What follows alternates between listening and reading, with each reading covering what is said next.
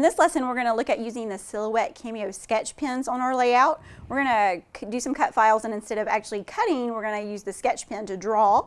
And then we're also going to use some watercolor to kind of add a coordinating color that matches the sketch pen and just create a fun background look over some patterned paper with the sketch pen. Now we have our computer ready, and we have our Cameo hooked up, and we have our Silhouette Studio program open. So we want to get ready to open our file, and this time we're going to actually sketch it with the sketch pens. So what we're going to do first is I have a cut file ready, and I'm going to go and find that on my computer. So I'm just going to open the little open folder here, and I actually have the files on my desktop. So I'm going to open this little file here, PopCaps, and bring that into Silhouette Studio. And you can see here, this is a PNG file, so you can see it's kind of just all blacked out right now. So we need to do something to this before we get ready to use our sketch pens with it and to cut. So what we're going to want to do is we're going to trace this. And to do that, we're just going to make sure we go up here to Object, and you're going to scroll down to where it says Trace under Object. When you click that, it's going to open your trace window here on the right hand side of Silhouette Studio. The first thing that you want to do is click Select Trace Area. Then you're going to use your mouse to highlight over that whole image. And once you do that, you can see it highlights it with yellow. And before we do anything else, we want to make sure that we turn off the high pass filter box. That is going to make sure that we get every one of our trace lines ready when we do trace. And so under Apply Trace Method, we just click the word Trace, and that's going to give us the cut lines for our cut file. So now you can see that we have the red cut lines here, and you can just delete your PNG or SVG image, whatever you're using, after you've traced, and you just want to take that out and move it. So now we have our image ready to trace and to sketch and to cut. So I'm going to enlarge mine just a bit here. And on my layout, I didn't use all of these, so we can ungroup if you want to. You can go to Object, and you can do, let's see, we might have to do Release Compound Path. Sometimes you have to do the Release Compound Path instead of ungroup. So you can see it gives you that same effect. It ungroups all of your pieces. So I'm going to go back and regroup each one of these so that they will stay together, but as individual pieces instead of one big cut file. So I'm just going to go back and tell each one of these to regroup. And you want to make sure you select the whole thing. I'm not getting all of it, so there we go. So Object and Group. And you just repeat that same process to get all of those pieces grouped back together. And that way it will do your inside parts and the outside edges of your cut file. And these last two. And I'm just going to take out the ones that I actually didn't use for my layout that I put together. Let's see, I did not use the heart and the talk bubble and the word hi. So what I'm going to do is I'm going to use different sketch pens. I'm going to use different color sketch pens to sketch out these cut files. And so first what I'm going to do is I'm going to line up a row here on my mat. Oh, you can see that we did not get that one grouped back together. So we can do Undo Move Shape. Make sure we go back and get all that highlighted. So you can see if you move it without it having grouped, it moves your outside edge part and leaves your inside middle in the spot where you moved it from. So you want to make sure you have all that grouped before you move it.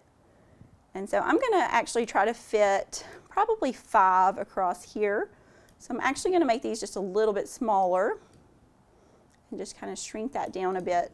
I may do 4 because I do need to have a little bit of a margin around each one of these. When we do go back and cut, we're going to cut this shape out after it has sketched with the sketch pen.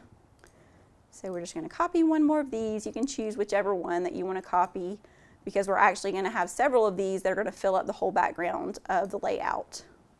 So we're just going to get these in place just to kind of have them lined up and ready. And you want to make sure if you're using a sketch pen or something like that and then going back and cutting, you want to make sure that your image stays in place, because if you use the sketch pen, if you move the image and then go back and cut, your cut is going to be in a different place than where your image is sketched. So once we have these in place, we want to take our mat. And I'm using white cardstock because I'm going to use the sketch pen, and once we have all of the images drawn with the sketch pen, I'm going to go back and add some color with watercolors. So white cardstock is great for that when you want to add your own color to your layouts. So we're going to put that on, and since we're using the sketch pen, we want to go in and make sure that we take our blade out. So we're just going to remove this, and I'm just going to test my pen real quick right here too. Sometimes you want to make sure that your ink is coming out. and if it's not, you can kind of just tap it to get that ink flowing. And so then we're going to put that in our little holder here and make sure that we have that there and locked in place. And so now we're going to add our mat into our machine, and we're going to do load cut mat. And the reason I'm doing all blue on these is because I'm actually going to use 5 different colors of sketch pens. So what I'm going to do is a row for each one of those, and I'll have a blue row, a yellow row, an orange row, and so that when I cut those I can mix and match them on my layout. And since we have the sketch pen in, we want to make sure that we go under Silhouette, and we want to change our cut settings, and it has it listed here in our material type, so we just want to scroll down until we find Silhouette sketch pens. And it has all the different mediums that you can use here in your machine to make sure that you have the right setting for your blade or whatever you're using. So you can see here it's Silhouette sketch pen, so we're going to select that. And now we're ready, so we're going to send it to our Silhouette to draw our image. Now you can see that we have our images drawn, and this is an important step. We want to leave our mat in the machine. We don't want to take it out yet because this is going to help us while we're cutting around the outside edge of each one of our images. If you take your mat out, you're going to have trouble getting it lined back up for when you send a cut. So what we're going to do now is I'm going to just leave these where they are here. And we are going to use the offset, and this is right down here at the bottom. It looks kind of almost like a little target is how I like to describe it. It's your offset tool. So we're going to click that, and you can see how it just adds a little margin here outside of your image. So what that's going to do is it's going to cut around where your image is sketched on your paper. So what we're going to do is just take the one that's here originally, and we're going to delete that. So now you have this here that's going to be the offset that's going to cut your image out. And so we're just going to do that same process for each one of these here. And if you want to, you can see here when it opens the offset window, it has settings. This is 0.125 is what it's set to. So you can see what that margin is here around your image. If you want to make that bigger, you can just by bumping it up. If you want to make it smaller, you can just by bumping it down. But we're going to keep it at 125 for what we're doing here. So then we're just going to take out the centerpiece here again. And the reason you want to leave your mat is because this is going to be perfectly lined up when you send it to your machine to cut it. So we're just going to offset for this one.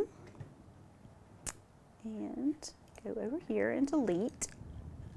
And do it for our last one also. Okay. So now we still have our sketch pen in our machine, so we actually need to trade out for our blade.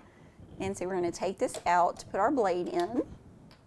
And since we're using cardstock, we want to make sure that our blade is set to cardstock. So we're going to change that to 5, and we'll see that here on our cut settings too in Silhouette Studio. We want to go to Silhouette and cut settings, and we want to change it from Silhouette sketch pen to textured cardstock, and make sure that the Silhouette ratchet blade here matches on 5, and it does. So now we're ready to send that, and we're going to send it to the Silhouette, and it's going to cut around each one of these images.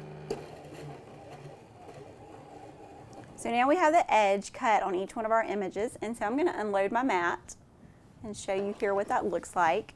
So if you take it off, you can see that you have your sketched image, and then you have cut it perfectly to match along with the margins on your sketched image. So what I'm going to do is I'm going to finish doing my other color sketch pens here, and then we're going to have one other step where we're going to add some watercolor to these and then put our layout together. So I've unloaded my mat from the machine, and I have each one of my sketches, and then they're cut. So what I'm going to do now is I'm going to add some watercolor in the coordinating color to match the sketch pens. And I found that if you leave your cut files on your mat while you're doing some kind of mixed media like this, it kind of helps to keep them flat and let them dry before you add them to your layout. So I'm just going to add some of these colors using my watercolors. You could also use gelatos if you wanted to add some color, or you could just leave them like this also if you wanted to. It's kind of just your choice. And I kind of like to start with a color for my watercolors, and you may want to mix some. It doesn't have to match perfectly. I just want that sketch pen to kind of show through, but also have that watercolor look to go over it. So I'm going to maybe dilute that just a little more, and then I'm just going to kind of paint over it. And it's going to, you can see how it's going to bring that sketch pen look through, even though I'm painting over it with the paint. So you can still see your sketched image, and you can kind of just bring that paint. So you want it a little transparent so you can see where your sketch images are. And so you get your own colored kind of little background embellishment here when you add that paint. So So I'm just going to do one more of our blue ones here, just so you can see how that goes.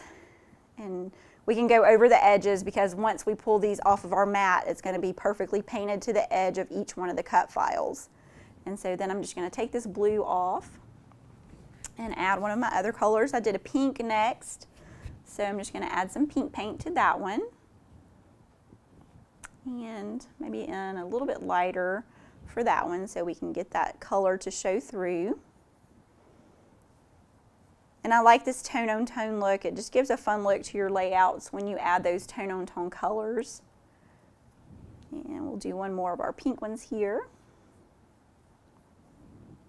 And you just want to make sure that these are dry before you add them to your layout. You could use a blow dryer or a heat gun to dry that, or if you have some extra time, this is always a good thing to kind of do maybe ahead of time if you have some extra time, and just let it sit and dry maybe while you're working on some other things or doing things around the house like moms usually have to do. So that's a good step just to get something like this done. If you're using wet medium, let it dry and go get some other things done and come back to it later to finish your layout. So now we're just adding some orange here to this one and just get those colors on. And so I'm just going to finish these up here and let those dry, and then we'll look at how we're going to add these to our layout. Now you can see here I have the paint on my cut file images. So what I'm going to do is I'm going to take these off now that we left them on the mat and did our watercolors. And I'm just going to remove my cardstock here, and I have each one of my images cut to add to the pattern paper for my background. And even though I did each one as a color here along the top, I'm going to actually mix these when I put them on my background. So I'm just going to kind of alternate the colors and the little image that's drawn. So I like to usually, before I adhere something like this, I kind of like to get it in place first just to make sure I have it where I want it and lined up where I want it. Let's do a different one right here with a different image. So we're just going to kind of go along, and I like this stripe pattern paper for the background because it kind of gives you a guide for where you're putting these since we're doing them straight across the page. So now we're going to grab an orange, and you can do as many colors as you like. The sketch pens come in a variety of colors, so you could add different ones if you wanted to go along for your page. So I'm just going to add these 4 here at the top. And so now that I have those there kind of lined up, I want to make sure my spacing looks good for each one of those, just to have them kind of spaced there on my page to make sure I have the same kind of margin here on the ends. And so once I have those, then I just kind of go back and add my adhesive to get those in place. And if you wanted to, you could stitch these later on if you have a sewing machine and like to add machine stitching. It just gives a different look to your background and adds some texture to your cut files. So we're just going to put all of these across here and get each one with our adhesive.